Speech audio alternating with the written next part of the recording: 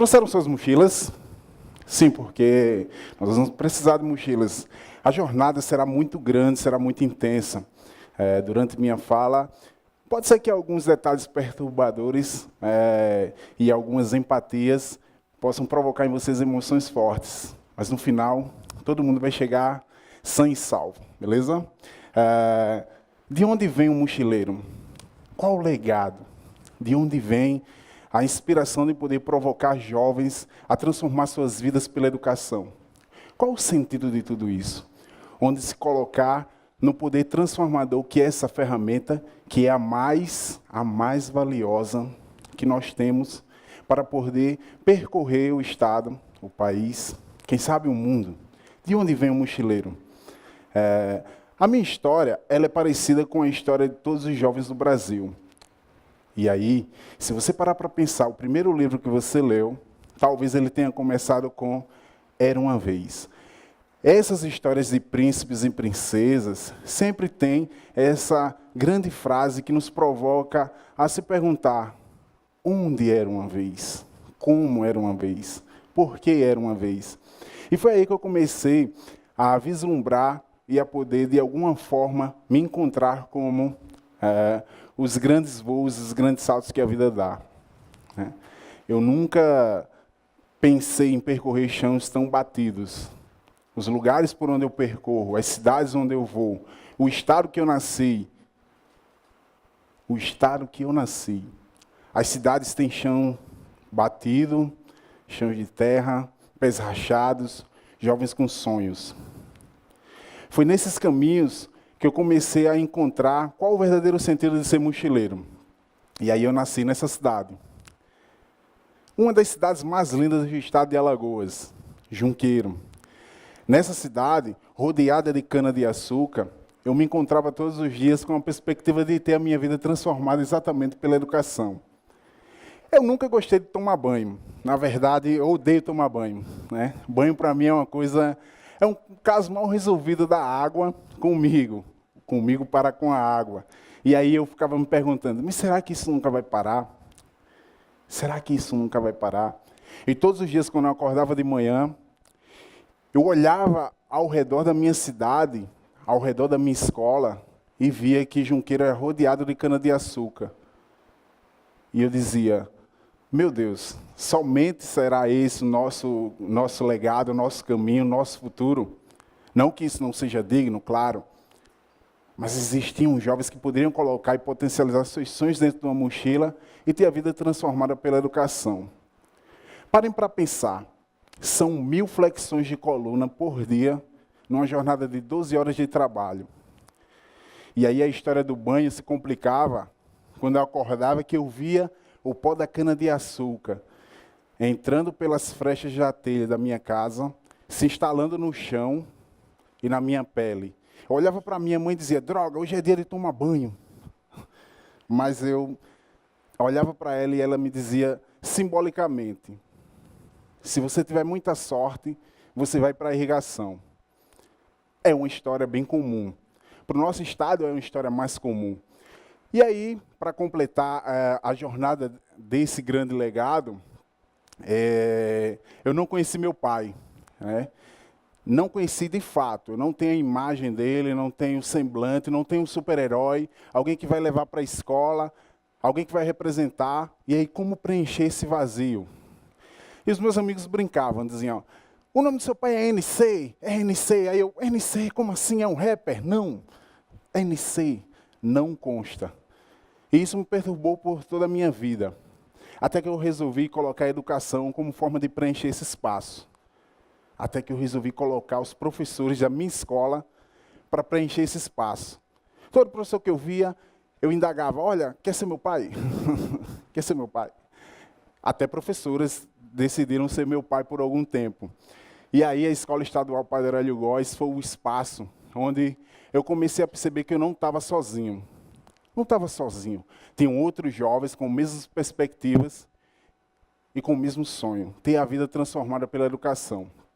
Quando você nasce nesse ambiente que é hostil, que é desafiador, que é provocador, como encontrar forças para ir lá e transformar? Como fazer isso de forma se motivar para transformar? Como?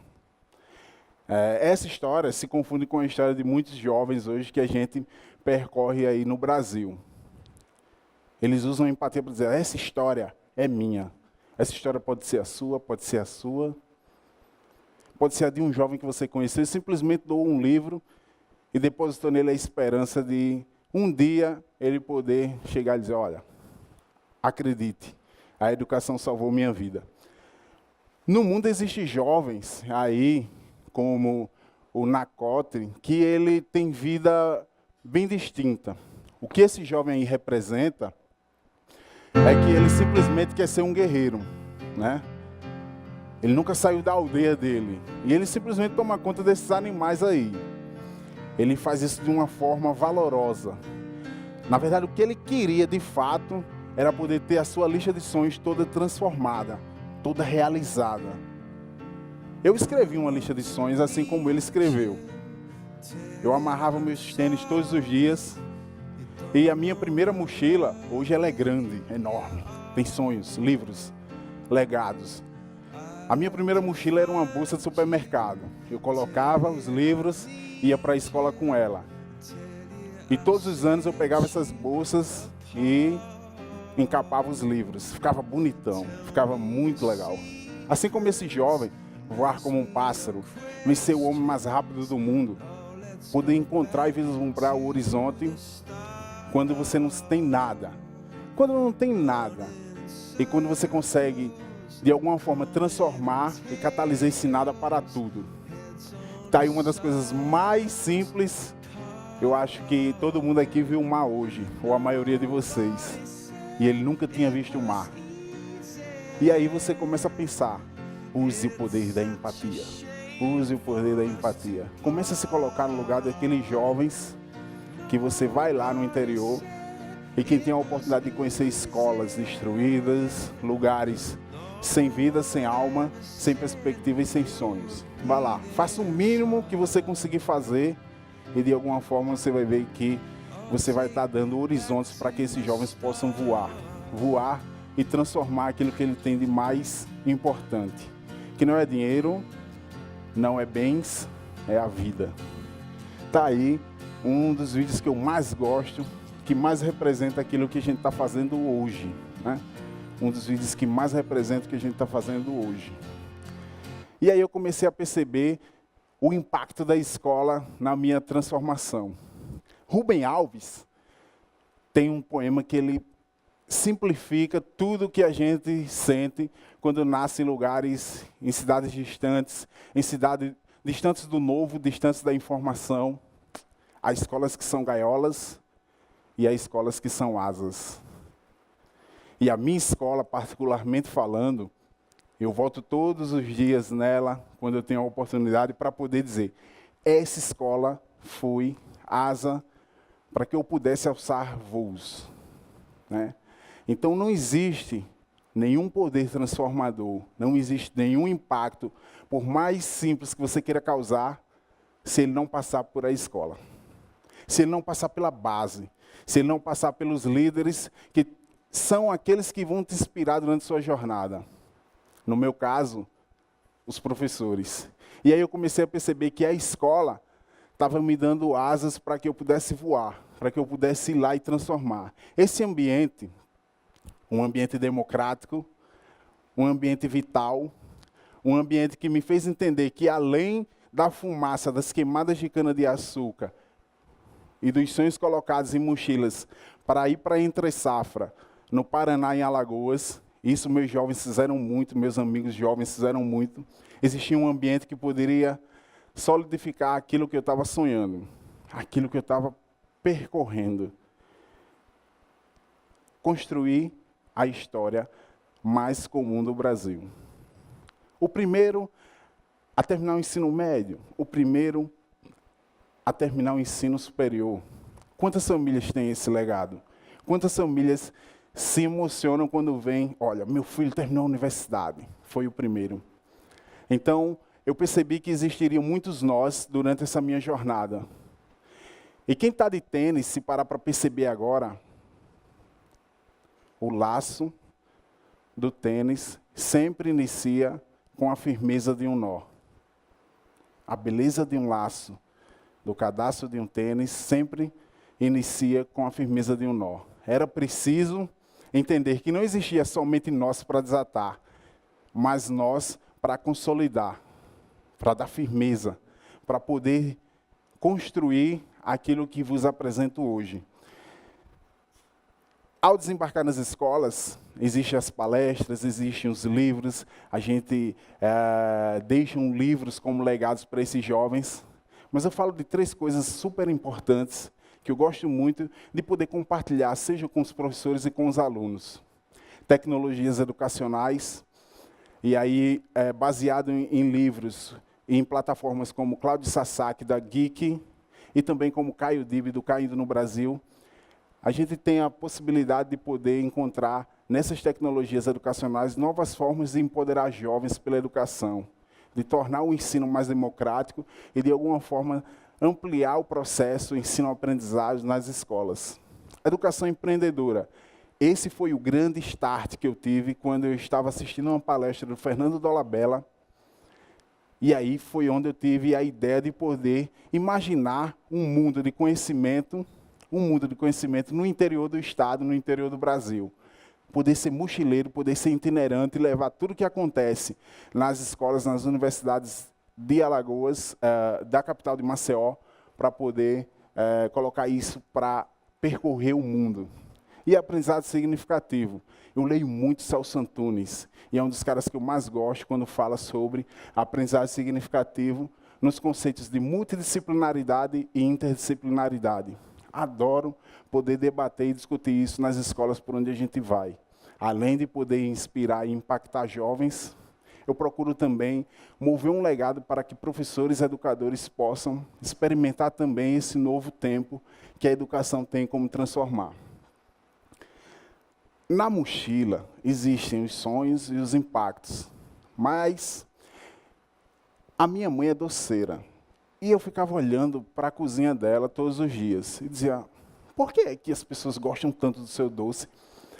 Se, teoricamente e aparentemente, ele é igual a das outras pessoas que fabricam. E ela dizia, descubra, descubra.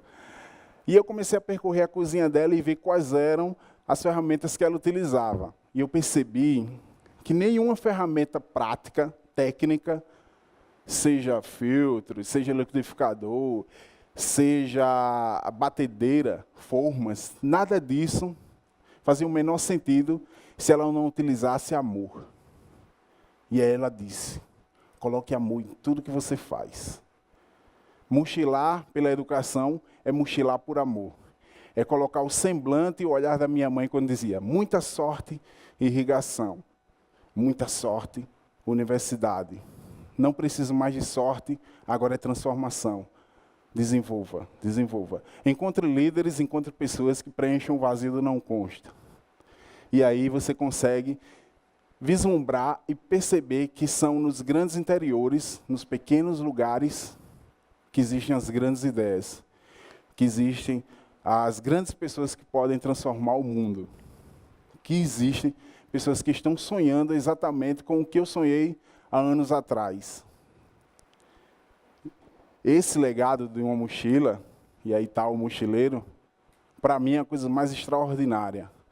Desembarcar em escolas de forma social, sustentável, mas social. Como é que você consegue fazer isso em tempo de distribuir livros e estar nos lugares onde a gente menos imagina? Como fazer com que jovens te ouçam e procurem entender quais são as ferramentas que você utilizou para chegar tão longe? E são jovens no ensino médio, crianças. Só não cheguei a beber ainda, porque com essa barba eu ia assustar os meninos e todo mundo ia dizer, foge, vai explodir tudo. Mas está aí um pouco do que a gente tem feito, um pouco do que a gente tem desenvolvido, um pouco do que a gente tem procurado de forma compartilhada, de forma coletiva, deixar para o nosso estado, para o nosso país. A gente trabalha na base. Mochilar, para mim, é uma grande diversão.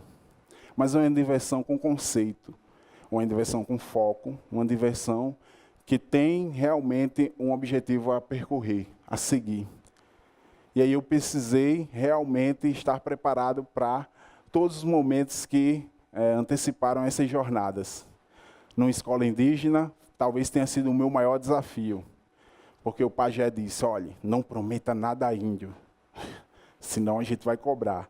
E eu prometi livros, e eu tinha medo de ficar lá no tronco e eles me flecharem. E eu prometi livros e prometi uma palavra que pudesse transformar a vida deles. Então aqui está o grande ingrediente de uma jornada.